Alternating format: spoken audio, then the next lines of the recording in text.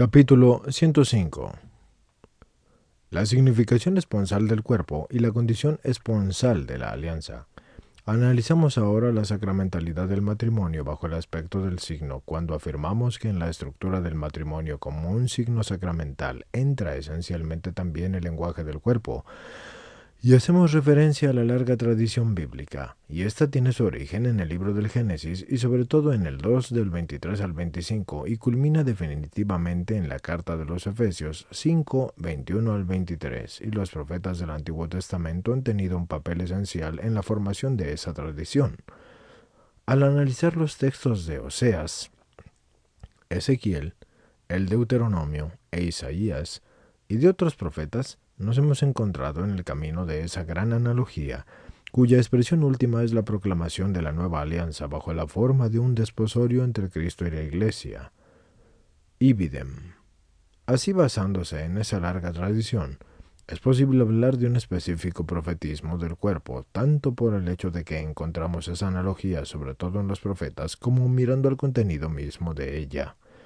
Y aquí, el profetismo del cuerpo significa precisamente el lenguaje del cuerpo. La analogía parece que tiene dos estratos. En el estrato primero y fundamental, los profetas presentan la comparación de la alianza establecida entre Dios e Israel como un matrimonio. Eso nos permitirá también comprender el matrimonio mismo como una alianza entre el marido y la mujer, y en este caso la alianza nace en la iniciativa de Dios como Señor de Israel.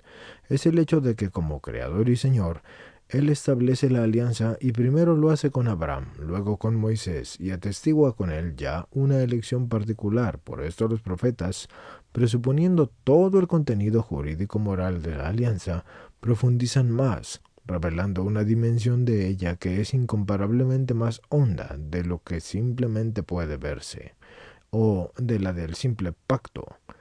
Dios, al elegir a Israel, se ha unido con su pueblo mediante el amor. Hay gracia y se ha ligado con un vínculo particular, profundamente personal, y por esto Israel, aunque es un pueblo, es presentado en esa visión profética de la alianza como una esposa o una mujer, en cierto sentido, porque como persona, el marido de ella es su hacedor, es decir, el Dios Yahvé de los ejércitos, es su nombre. Y tu Redentor es santo, es el santo de Israel, y que es además el Dios de todo el mundo. Dice tu Dios que no se apartará de ti mi amor, ni mi alianza de paz vacilará. Isaías 54, 5, 6 y 10. Yahvé es el Señor de Israel, pero se convirtió también en su esposo. Los libros del Antiguo Testamento dan testimonio de la completa originalidad del dominio de Yahvé sobre su pueblo.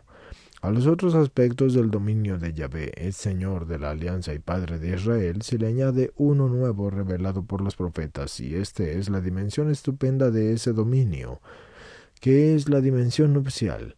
Y de ese modo lo absoluto del dominio resulta lo absoluto del amor. Con la relación a ese absoluto, la ruptura de la alianza significa no sólo la infracción de ese pacto que está vinculado con la autoridad del supremo legislador, que es Dios, sino además significa la infidelidad y la traición, y se trata de un golpe que incluso traspasa su corazón como padre, esposo y señor. Si en la analogía utilizada por los profetas se puede hablar de estratos, este es en cierto sentido el primero estrato y fundamental, porque la alianza de Yahvé con Israel tiene el carácter de un vínculo nupcial a semejanza de pacto conyugal. Ese primer estrato de su analogía revela el segundo, que es precisamente el lenguaje del cuerpo. En primer lugar, pensamos en el lenguaje en sentido objetivo. Los profetas comparan la alianza con el matrimonio y se remiten al sacramento primordial del que habla el Génesis 2:24, donde el hombre y la mujer se hacen por libre opción una sola carne. Sin embargo, es característico del modo de la expresión de los profetas el hecho de que, suponiendo el lenguaje del cuerpo en un sentido objetivo, pasan simultáneamente a su significado subjetivo, o sea, por así decirlo, que le permiten al cuerpo mismo hablar. En los textos proféticos de la alianza, basándose en la analogía de la unión nupcial de los esposos, el cuerpo mismo es el que habla, y habla con su masculinidad y feminidad, y habla con el misterioso lenguaje del don personal, y habla finalmente. Y esto sucede con mayor frecuencia, tanto con el lenguaje de la fidelidad, es decir, del amor, como con el de la infidelidad conyugal, y esto es con el adulterio. Es sabido que fueron los diversos pecados del pueblo elegido y sobre todo las frecuentes infidelidades relacionadas con el culto al Dios uno, y esto es las varias formas de idolatría, los que ofrecieron a los profetas la oportunidad para las enunciaciones dichas. El profeta del adulterio de Israel ha venido a ser, de modo especial, Oseas, que lo estigmatiza no solo con las palabras, sino por cierto sentido también con los hechos del significado simbólico. Ve y toma por mujer a una prostituta y engendra hijos de prostitución, porque se prostituye la tierra apartándose de Yahvé. Oseas 1:2. Oseas pone de relieve todo el esplendor de la alianza de ese desposorio en el que Yahvé se manifiesta como esposo y cónyuge sensible y afectuoso que está dispuesto a perdonar y a la vez así exige y es severo. El adulterio y la prostitución de Israel constituyen un evidente contraste con el vínculo nupcial sobre el que está basada la alianza, lo mismo que análogamente el matrimonio del hombre y la mujer. Ezequiel estigmatiza de manera análoga la idolatría, valiéndose del símbolo del adulterio de Jerusalén, Ezequiel 16, y en otra parte y en otro pasaje de Jerusalén y de Samaria, que está en Ezequiel 23. Pasé yo junto a ti y te miré, y era tu tiempo, el tiempo del amor, y me ligué a ti con juramento, y te hice alianza contigo, dice el Señor Yahvé. Y fuiste mía, Ezequiel 16:8. Pero te envaneciste de tu hermosura y de tu nombrandía, y te diste al vicio, ofreciendo tu desnudez a cuantos pasaban entregándose a ellos. Ezequiel 16:15. En los textos proféticos, al cuerpo humano le habla un lenguaje del que él no es el autor. Su autor es el hombre, en cuanto a varón o mujer, y en cuanto a esposo o esposa, el hombre con su vocación perenne a la comunión de las personas.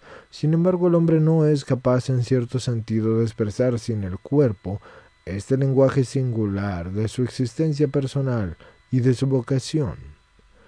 Ha sido constituido desde el principio, de tal modo que las palabras más profundas del espíritu, que son palabras de amor y de donación y de fidelidad, exigen un adecuado lenguaje del cuerpo, y sin él no pueden ser expresadas plenamente. Sabemos por el Evangelio que esto se refiere tanto al matrimonio como a la continencia por el reino de los cielos.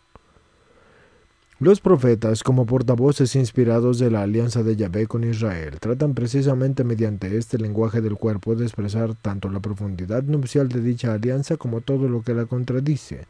Elogian la fidelidad, estigmatizan en cambio la infidelidad como adulterio y hablan, pues, según categorías éticas, contraponiendo recíprocamente el bien y el mal, que son morales, porque la contraposición del bien y del mal es esencial para el etos. Los textos proféticos tienen en este campo un significado esencial, como hemos visto ya en nuestras reflexiones precedentes, pero parece que el lenguaje del cuerpo según los profetas no es únicamente un lenguaje del etos o un elogio de la fidelidad y de la pureza, sino que más bien es una condena del adulterio y de la prostitución, efectivamente para todo lenguaje como una expresión del conocimiento. Las categorías de la verdad y de la no verdad o mentira, o sea, de lo falso, son esenciales en los textos de los profetas porque descubren la analogía de la alianza de Yahvé con Israel. En el matrimonio, porque el cuerpo dice verdaderamente y realmente lo que es la fidelidad, y mediante la fidelidad y el amor conyugal, así se cometen. Si no se respetan, se comete adulterio, y se dice mentira, y se comete la falsedad. No se trata aquí de sustituir las diferenciaciones éticas de las lógicas.